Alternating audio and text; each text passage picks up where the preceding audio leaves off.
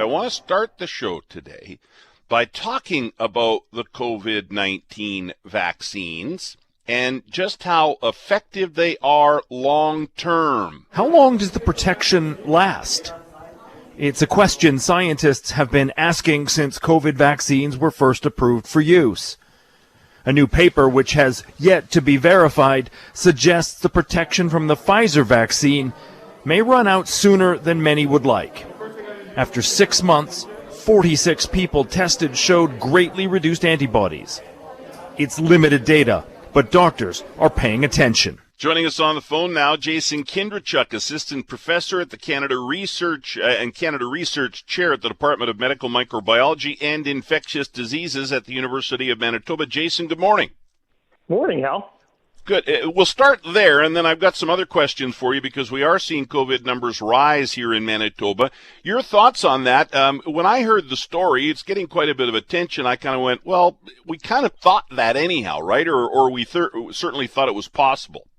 Well, much like everything else with COVID, it's complicated, right? So we got to look at this from two different aspects. There's data certainly showing that we see some drop in the ability for the vaccines to protect us from getting infected. That part is not that surprising, and that's certainly been what's kind of been grabbing a lot of headlines. But I think in the background, the thing that we're also maybe missing a little bit is that the protection, certainly from hospitalization, actually stays really high and fairly strong.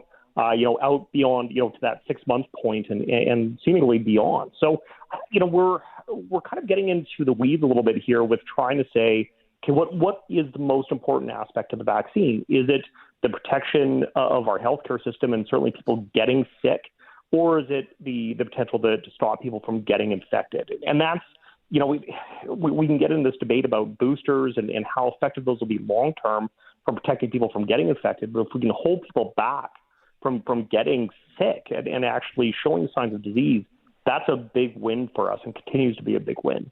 That's a really good point. You may still get COVID, you may still not feel well, but chances are you aren't going to end up in the hospital and certainly not in intensive care and not die from it, right? Even though it's maybe been 6 months or longer since you became fully vaccinated. Let's talk about hospitalizations a bit because they're up to, yesterday's numbers were 98 people in hospital, 18 in intensive care. Test positivity rate is up to 3.7%. Again, these are yesterday numbers, but they're the latest numbers that we have. This is concerning, isn't it? Yeah, it certainly is skewing the wrong direction, right? I mean, listen, obviously I'm quite concerned because of what's been going on in Alberta and Saskatchewan. I hope that we don't go that route, considering how high our vaccination rates have been across the majority of the province. But we're still seeing concerns, and we know that we're not back to baseline in our healthcare system, which means we're not starting from zero again and moving upwards. Every additional patient that goes in right now, is actually, an extra stressor right now for those that are on the front lines. Mm-hmm. I think that is, for me anyhow, and again, I've just covered this, right? You're the expert. You tell me, and everybody has when it comes to COVID, everybody's got an opinion about everything. But I look at the hospitalizations and the number of people in intensive care. It's tragic when people get sick and end up in hospital, but I worry about our healthcare system being pushed beyond its max. We've already seen that here to the point where we had to send people to other ICUs, and that's my worry because that we just can't handle that, being underwater with our healthcare system, can we? Well, no, we can't. And I think, again, let's look to the provinces to the west of us, and certainly the situation we were in the third wave and the second wave, which it's not just COVID, right? The COVID cases, as those start getting introduced in hospitals, that puts stress on all of the non-COVID hospitalizations as well. And so we see this kind of, secondary effect of the virus. And this is a concern for us. It's a concern for everybody at that point, whether or not you believe that you're going to get sick of COVID. People get sick from other things, and we really need to be worried about that. We're going to talk to a Winnipeg man who was hesitant to get the vaccine. He is now fully vaccinated, so I'm curious to talk with him in just a few minutes here about why he was hesitant, why did he change his mind. Do you think we have now reached the point where if people aren't vaccinated, they just likely aren't going to get vaccinated, Jason, or are you still holding out hope? Listen, I try to be an eternal optimist. It's harder. It certainly is very, very difficult for us at this point in time. But we've got to have those conversations, whether we think it's going to help or not. We've got to start basically trying to turn the tide even now, because we got to think a game beyond COVID. Mm-hmm. Yeah, we have to have the conversation. We're going to talk about this on the show today. We have to have those conversations, but boy, you have to feel like at this point, really, what? And now we're into our fourth wave here, and the numbers are on the way up again. And we've seen now what's happened over the past several weeks in Alberta and Saskatchewan. I just can't imagine somebody out there, and please, if you're out there, let me know, 204-780-6868, because I'd love to talk to you. But I can't imagine somebody now saying, yeah, okay, I'm now going to get vaccinated. I think at this point, if you haven't seen enough evidence and enough proof, boy, I just don't see how you're going to now make the leap. I hope you do, but I just can't see it. Anything else that is on your mind, Jason? I always like to sort of try and give you an opportunity to say what's on your radar. What are you watching? These are the things that I have been watching, the numbers and, this latest information, data on how long the vaccine might last. What's on your radar? What are you keeping a close eye on? Of course, the new restrictions kicked in, including in southern Manitoba. So what are you watching? It's certainly still watching the test positivity rate and certainly the overall number of cases that we're seeing coming out of the south. We've got to watch that. Certainly watching the discussion on the vaccine for 5 to 11-year-olds. I think that's going to be a really big change for us if we can get that pushed through.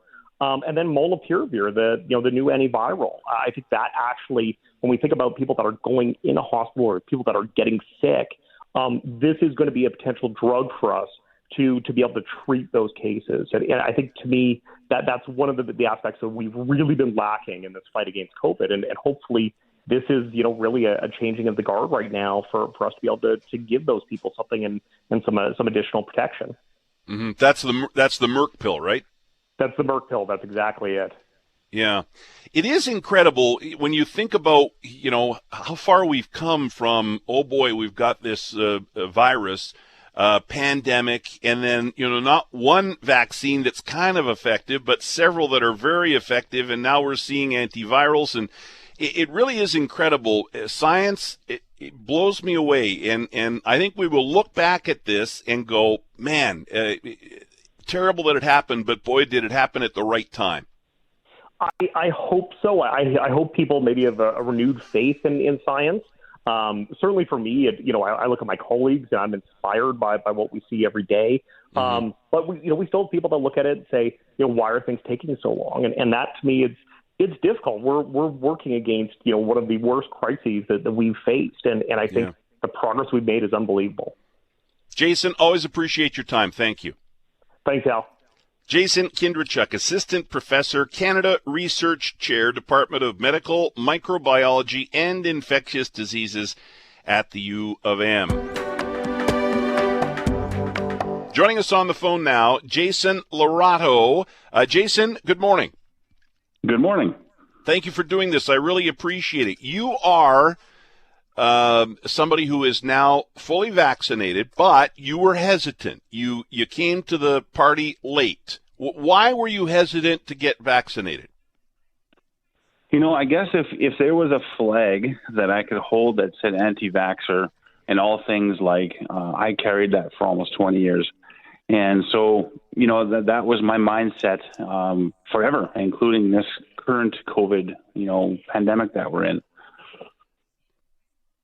And why? So you just didn't believe that they did any good? You thought they were dangerous? You didn't believe the science? Why were you hesitant? All of that.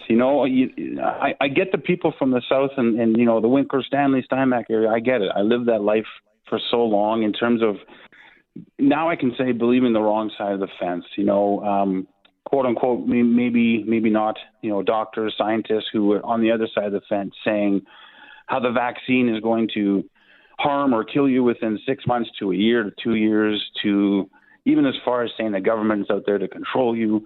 Those are some of the thoughts that I had for years. And where did those thoughts come from? I mean, you just sort of did, we talk about misinformation and, that side of the argument being out there and all over the place. you were brought up with those beliefs? You grew into them? How did they come to be? No, I definitely wasn't growing up that way. My parents are very much, pro-science and the vaccines. And so that wasn't the issue. I think it was just something I fell into with, whether it be circles of people that I was with. And then, of course, the growing internet age where you can do your own research, whether right or wrong, that just started to grow. And there's an entire population out there that now to them, and I was there, sincerely believed it. It wasn't coming from a I hate the government standpoint. It was there's something wrong. So for those down in southern Manitoba, they actually believe it's true. And I was there. And what changed your mind? Because you are now fully vaccinated, right? As of when? I got my second vaccine September 19th. So I just got my QR code yesterday. But my wife's son got married just a month and a half ago. And up to that moment, too, it was like never. No one's going to convince me. And that evening after the wedding was done, I sat in the garage of my wife's sister and her husband, who actually both work in the medical field as well. And late night, we're talking 3-hour conversation where I just expressed my concerns, my fears, the people I was following. And they came from a place of sincerity and love and care and answered all my questions without coercion, without the pressure, just, Jason, here's the facts. And even up to that minute before the conversation started, my mind was like, oh, no, we're about to talk about this, and they're not going to change my mind. And I came home that night to my wife, who was waiting for me, and I sat beside her and I says, okay, let's book the vaccine. And 2 days later, I got it. And for me, it was not so I could travel or not so I could go to the Bombers game or go to restaurants. I was convinced I can live without that. So that had nothing to do with it. It had to do with now my mind being woken up and saying, I got to protect myself and my family. We're going to talk about this today, and we've talked a lot about it, right? Caring, kind conversations and not pointing fingers or getting angry or any of that stuff, just having, and it's great that you had experts, doctors in your family, that you were able to sit down for 3 hours and say, here are my concerns, and they answered each and every one of them. You mentioned your wife. So your wife was already vaccinated. You were holding out. I was. She was vaccinated almost in the beginning. And, she definitely wanted me to. And I just dug my heels in the ground, not out of anger. It was just no. And I sincerely believed that I was going to harm myself if I got it. And, now I look back and say, man, was I ever foolish? But yeah, like you said in the beginning, I'm late to the party, but I'm in the party now. And how do you feel about that? Excellent. Such a peace of mind. I was on social media before, and I was the one that was pushing, don't get it, don't do it. And I regret that, because I'm sure there's some people that listen to it and are maybe following it. But now on the other side of the coin, I have one of my best friends from Steinbach just got it. I have my wife's son who looked at me after I got the vaccine and like, if you did it after what you believed, maybe it's okay if I do it. So he just got his second vaccine 2 days ago. And I got to ask you, you mentioned your wife. Did her being vaccinated, believing in the vaccines, and you for a long time not believing in them and not getting vaccinated, did that cause tension, problems in the relationship, in the marriage? Absolutely. I mean, it wasn't detrimental or in the toilet or ready to go, out the door, but it definitely caused tension. There was definitely moments of like, please do it, and me saying not a chance. So yes, I get those families that are going through some division right now, because it really does. And the peace that followed afterwards, not just in my own life, but family and extended, just grew exponentially. Jason, listen, I have been very clear about how I feel about this. I think you've made the right choice. But here's what I appreciate even more than the fact that you are now vaccinated, because I'm happy for that you've done what I think is the right thing. I'm happy that you came on and talked so openly and honestly about where you were before and where you are now, because I think stories like this and those caring, kind conversations like the one that you had after the wedding, I think all of that is really going to make a difference out there. We're late in the game, but I really think that this conversation hopefully will help others, and I appreciate you doing it here with me.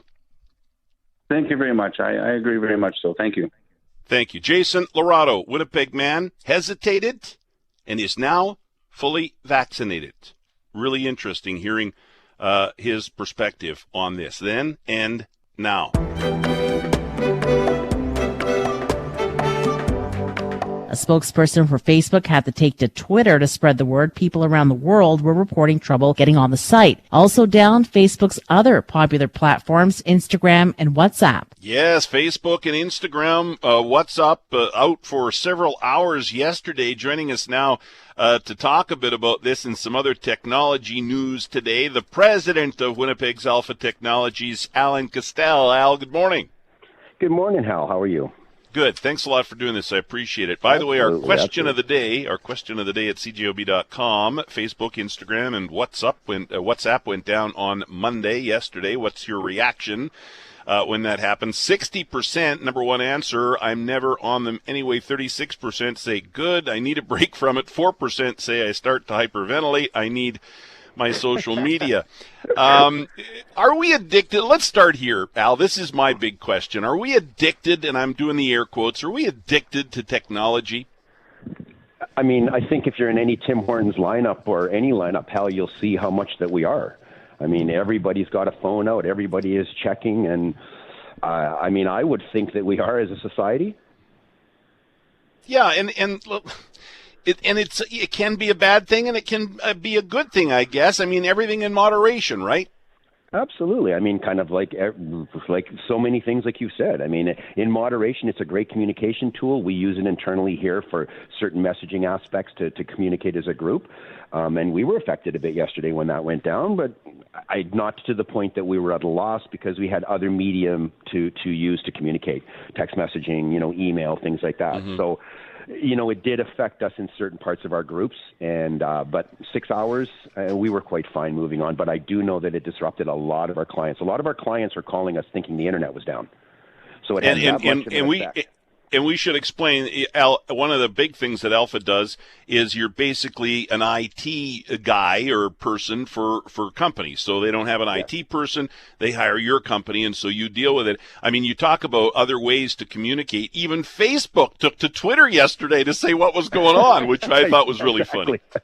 Well, and internally they were using email to communicate because, and this, the problem was resolved, and it wasn't one where people should be concerned about their data. The hardware that was affected had nothing to do with the security aspect of it.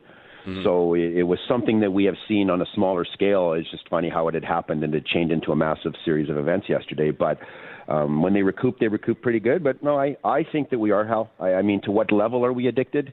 Kind of like TV, Are we addicted? I guess that would all depend on the person that you're talking to. Sure, yeah. And we don't know what happened yet, right? Yesterday with Facebook, Instagram, and WhatsApp, we don't know exactly what happened. There was some speculation because this Facebook whistleblower who's actually testifying before U.S. lawmakers today, and, there's all these conspiracy theories, but we don't know exactly what happened, huh? What we know, at least the techs here that have some friends, I mean, again, these IT people are all in communication, suspect it had to do with the routers, which are responsible for protecting the firewalls and that, which also help to route the information across. When you say, hey, where is it? They helped to determine where it is. Well, that is what we heard was affected, was that one of them was updated, and as a chain reaction kind of updated a bunch of others, and that's what we heard caused the calamity. Mm-hmm. Before we talk ransomware, and I definitely want to talk ransomware here because I've got a bunch of questions for you on that. Quickly just mention Windows 11 is out today. I don't know if you want to comment on that at all. Yeah, it's nice. It's kind of very, I'd say the main thing about it is the ability to install Android apps into Windows. So we're now getting much more mobile to desktop integration. A lot of the Surface features, I mean, it looks a little prettier. It's got some nice features. They're bringing back the widgets from, Vista from years ago. So something that was we liked back then. But overall, there's not a lot to this upgrade outside of some superficial changes from what I've seen. The Android is a big aspect, though. But other than that, really just seems to be another skin on top of a Windows 10 interface. Sure. And ransomware. So cybersecurity experts, they're actually holding a conference, I believe it's today, Canadian Internet Registration Authority's annual cybersecurity conference, and this survey has come out at the same time. They say that, just a couple of stats and then we'll talk about it, nearly 70% of Canadian organizations facing a ransomware attack last year paid the demands.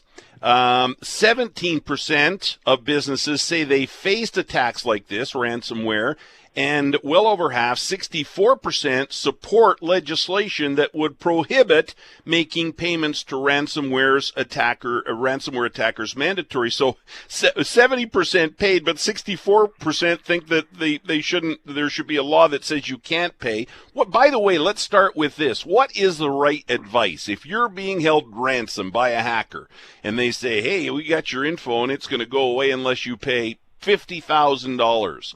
Is the right advice to pay, not pay? I hear both. Well, and that very much is determined by the value of that data to you. And we spoke about this before, Hal. So for some people, the replacement of that data, let's say it's financial data. Let's say that if you don't have that data and you're going to face an audit, you're going to be in big trouble. What's the value of that data to you to prove your company's, business, or to prove your ends? Some people, they may get hit by it, and the data that is taken from them may be graphic files, for example. And I'm speaking from experience. We've had a client that had something happen. Those graphic files were replaceable, so they decided to not pay because they were things that they could get or reproduce. But I have had customers, and I went and did a count of our own percentages, and we're probably looking at about a 50% that have paid. In probably 10 people in the last 10 years that we've had that have had something like this happen, and in every occurrence, it was the financial data that was the reasoning that they paid. So again, to say, should you, what is that worth? What is the recreation worth? If it's something that you could, hire your staff back and it takes you 6 weeks to do it at a cost of X, then, maybe it's not. But I don't agree with giving criminals money either. But if it was my personal files or my files that I needed to open my doors tomorrow, I don't know, Hal. I would hate to be put in that situation because, I'm sure that I would pay quite a bit if my files were taken or were encrypted. And then the first thing you do when that happens, and if you decide to pay to get your info back, then you call Alpha, right? Because you've obviously got a problem and you need better protection. Yeah. Oh, yeah. No, absolutely. I mean, a lot of the companies that do, and the analogy that I use is if you had something stolen from your yard after the first time, would you not change the security in your yard? And that's what we see happening with a lot of customers when this has happened. And in every case, we've kind of warned them, but there's an expense to having to protect your stuff. And it's not always really expensive. It can be as simple as having multiple copies every day.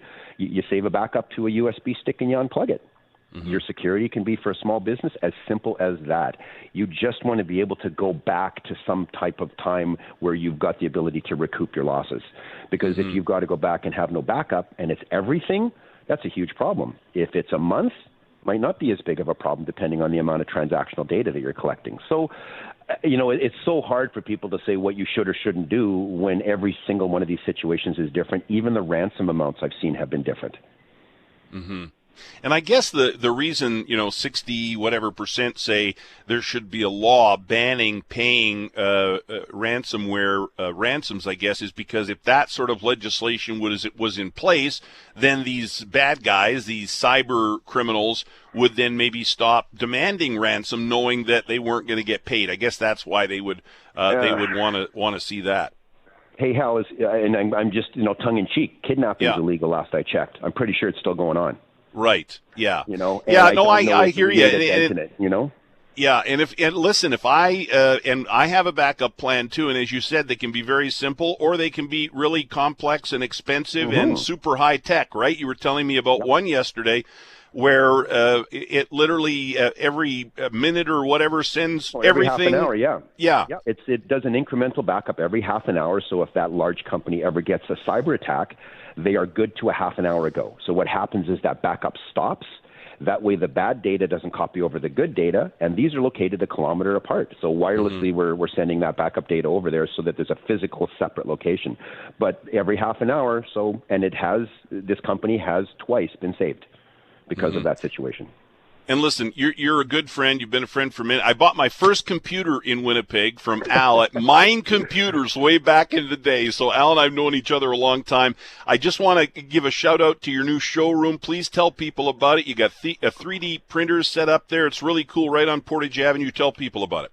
Well, we've opened up kind of a division called Alpha at Play. So we've taken the main floor that used to have a tenant of ours in the building, and right. In March when they moved, as of last week, we kind of opened up a store for 3D print technology to be able to teach people to work with schools towards promoting this amazing and fast growth industry in what's called fixed FDM or fixed printing. So we've got printers here in resin. We've got things that we outputted. It's a very open environment to come in and talk. We've got even some of the things from the summer if people are still interested, the mobility devices like the electric scooters and kayaks and things. But really, as we get into winter, we're focusing on that, on what is amazing technology is the 3D printers.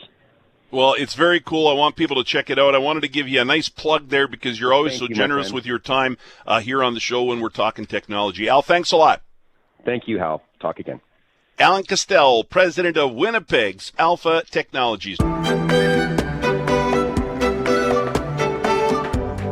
Right now, we thought we should check in with the cattle industry. The president of the Manitoba Beef Producers, Tyler Fulton, is on the line. Tyler, good morning.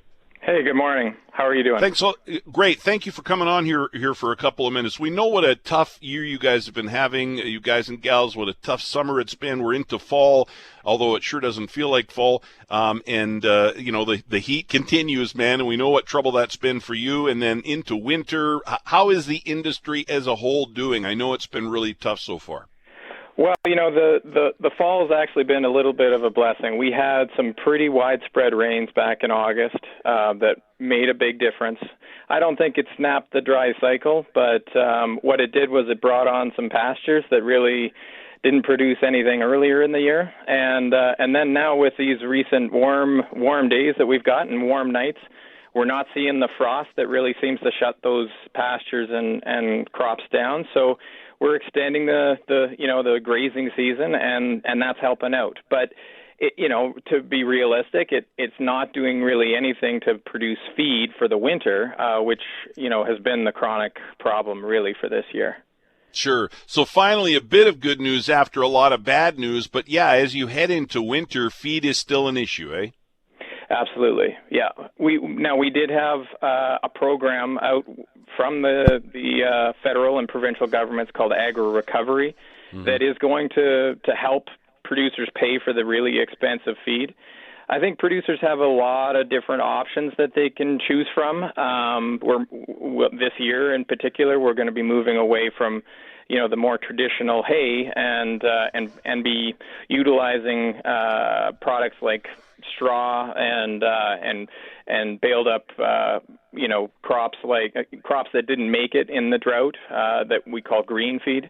And so there's going to be a lot of different innovative things happening, and so the Agri-Recovery program will help kind of displace some of those added costs that go associated with the high feed prices. But I don't, we're honestly kind of still waiting for the other shoe to drop. There's a big question there as to whether or not guys can rationalize spending, $1,000 to feed a cow over the winter. And so we still anticipate that we're going to see some more cows move into market. So when would a decision like that have to be made? Likely in the next month or two. Usually weaning of the spring's calf crop happens usually in October and November in Manitoba. So we'll see that, and the good weather that we've seen now is going to be adding pounds to the calves to make it, make sure that they're healthy and ready to go in the fall. And then once they've weaned those calves, that's when those decisions as to whether to keep or sell those breeding animals. And Tyler, over the summer we saw some producers just get out altogether, right? They get out while the getting's not all that good, I guess is a way to put it. Might we see that again then in the next month or two? Some people saying, you know what, that's it. I don't like the future in this industry. I'm getting out. I do anticipate that we'll have some producers that are doing that. My hope is that It's limited to maybe some older guys that that are just waiting to we're waiting to retire, and unfortunately they weren't able to go out on a good note. But my concern is that really it's the young guys coming up that would be taking on some of those ranch lands and grasslands that that will be able to kind of pick up the torch and keep going. And so hopefully this agri-recovery program moves the needle on helping them make a decision to keep more of those breeding cows around so that we don't take too big a hit in the industry. Mm-hmm. I don't know, you tell me, but I got the sense that when government help did come, it was sort of too little too late. Am I right about that? And then what about the future? If some of the older cattle producers, beef producers get out, some of the younger ones get in, there has to be a future in it for them, right? Yeah, absolutely. I mean, the reality from my perspective is that I'm still really optimistic about the prospect of the beef cattle industry in Manitoba. I see phenomenal domestic demand for beef and globally. And the way things are kind of shaping up, I think if we're able to hold on this winter, then I think that there's a lot of motivation to kind of even go beyond just maintaining the herd. I think we can grow it if there's profitability there, and that's what I think is coming down the pipe. But there's no doubt we were in crisis mode over the course of over the summer months, and and it really is a good, solid question as to whether you can rationalize spending the kind of money that we need to on feed in order to maintain the cow herd. Hey, Tyler, thanks for your time. All the best to you and all the beef producers out there. Thanks a lot for having me again, and enjoy the fall that we've got here. It's sure helping things out. Excellent. Thank you, Tyler. Appreciate it. Tyler Fulton is the president of the Manitoba Beef Producers. So the Winnipeg Blue Bombers have suspended the CFL's leading receiver, Kenny Lawler, and they issued this statement last night right after the Coach's Show with Bob Irving and Coach Mike O'Shea aired here on CJOB. Kenny informed the team yesterday, of his arrest for operating a motor vehicle while impaired early this morning. Upon further investigation, the club has suspended Kenny for Friday's game and has reported the incident to the league office. We take this incident very seriously and have spoken at length with Kenny throughout the day. Kenny recognizes the seriousness of the situation and that this type of behavior is unacceptable and inexcusable. He has agreed to seek assistance as it relates to alcohol abuse and has cooperated fully with police on the matter. Joining us now to not talk about this, but more the impact on the team of losing a receiver like Lawler, Bob Irving, the voice of the Bombers here on CJOB. Bob, good morning. Morning, Hal. You know, and I'm not saying this is the other shoe dropping, but yesterday I made a comment. Jim Toth and I were chatting, and I said, man, the Bombers are 7-1, and I was saying, boy, I hope nothing happens. This is really a significant loss for the Bombers, at least for Friday's game, right?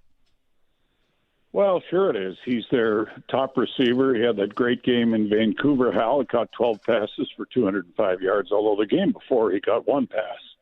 So, when the Bombers won that game, it's not the end of the world, I would say, but he is clearly an important player and a key player in their offense, and nobody wants to lose a key player when you're going as smoothly and riding as high as the Bombers are. This situation, and you read the release from the Bombers, I think, will take care of itself. The club has done the right thing. They got out in front of it. They immediately suspended him for the game on Friday night rather than, come up with we're going to let, the legal process take its course and all that. That would have been the wrong thing to do, in my opinion. So kudos to Wade Miller and the people who run the Blue Bombers for getting out in front of it.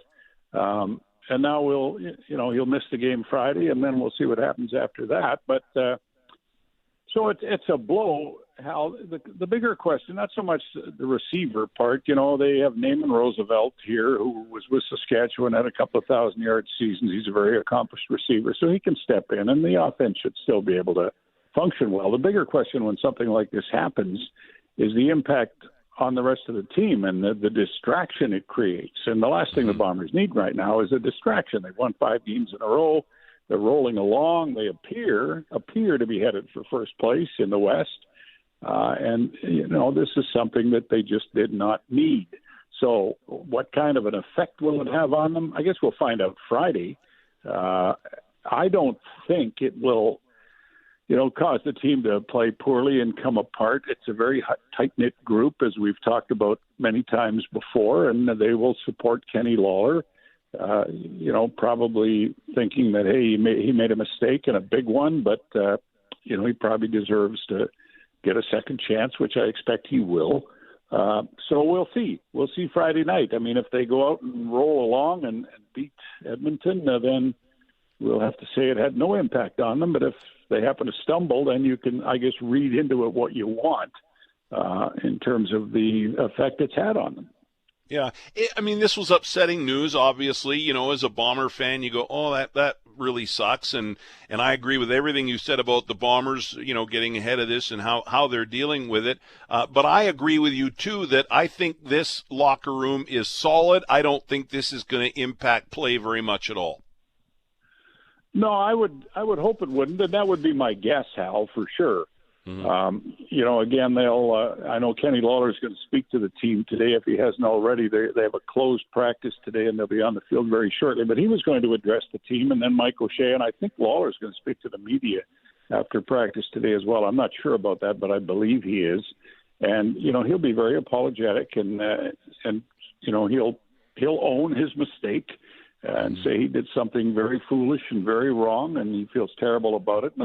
And those comments will be genuine. You know, this is not a bad guy. We're not talking about a bad guy here. He made a mistake. And, you know, whether or not anybody wants to forgive him, I guess, is up to them. But he did something wrong, and he will pay a price for it. You know, and he'll tell his teammates that he feels badly and he's sorry and it's never going to happen again. And then, you know, it'll be back to work, I think, for the players.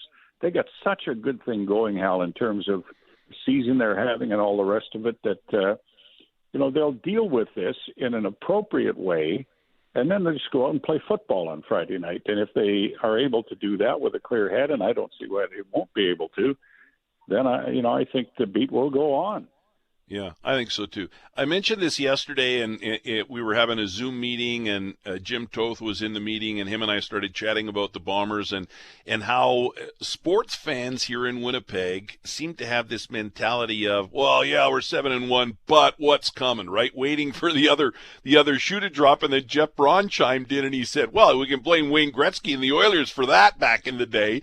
And it is true that even when things are really going well, I don't know if it's our personality as a community here in Winnipeg or what it is. And we've even had teams, I can think of Bomber teams not that long ago that had that same personality. You know, they'd be up in a game, but then, you know, well, yeah, but hang on, you know, can we hang on and win this, or what's going to happen? And but boy, it doesn't seem like that's going to happen this time, does it? Yeah, I think you're talking about the "it's too good to be true" syndrome. Yes, right, Hal. And yeah, and I'm with you. I don't see that happening in this scenario. This team is winning because they're very good.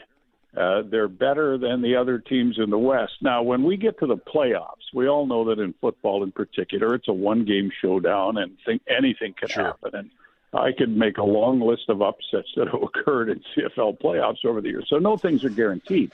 But in terms of this team falling apart or hitting the skids or going into a losing streak, I don't see that happening. I really don't. I just think they're too good for that to happen, and I think they're too together. Their focus, their mental approach is too strong for that to happen. That's my view of it anyway. So I would say to those who are waiting for the other shoe to fall that it might not fall. You know, this team might just roll through the rest of the year. Now, will they win all the rest of their games? Who knows? If they win probably 3, Hal, of their remaining 6 games, they're going to finish in first place. So, and if you're in first place, you're one win away from being in the Grey Cup game. So I don't expect I don't expect the team to fall apart or to have any sort of. And I would have one caveat: if they get some dramatically serious injuries, and you can say this about any team in any sport, if you lose a bunch of key players to injury, that changes everything. But so far, the Bombers have remained, reasonably healthy. They had some issues early in the season, but right now they're quite healthy. They got 3 of their key players back in the game last week.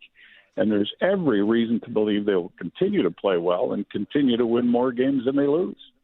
Yeah. Bob, I got to let you go. We'll be listening to the pregame show Friday at 5:30 right here on CJOB, Bombers in Edmonton. Thanks a lot. Okay, you bet, Hal.